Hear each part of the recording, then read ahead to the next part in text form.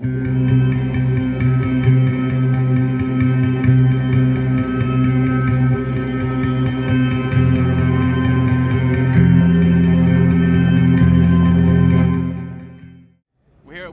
2015 on the MXL booth with Ruben, who's going to show us the new Heritage range. So, Ruben, they've all got this similar color scheme, this delightful sort of matte silver. What's going on there? Yeah, definitely. So, for the crowd that doesn't like the red and gold, or sometimes the different colors that we like to make with our microphones, we've kind of gone for a more vintage and classic look.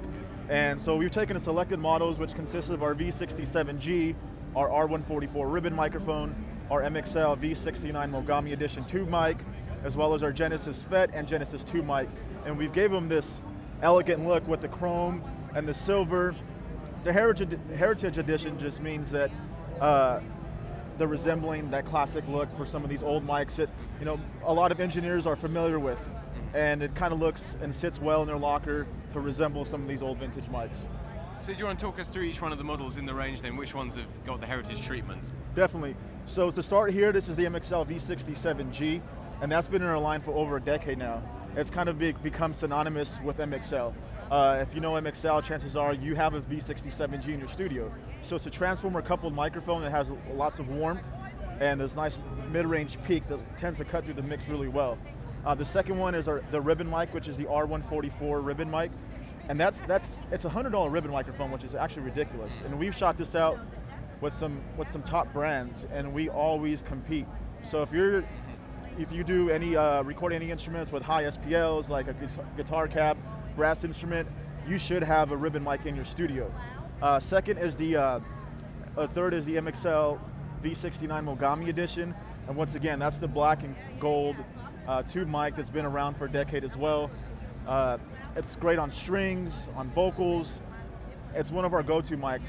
It was our flagship model for about 10 years when we released the Genesis, which is the bigger guy. And the Genesis has basically become a staple. A lot of folks love the red and gold and love the tube vibe.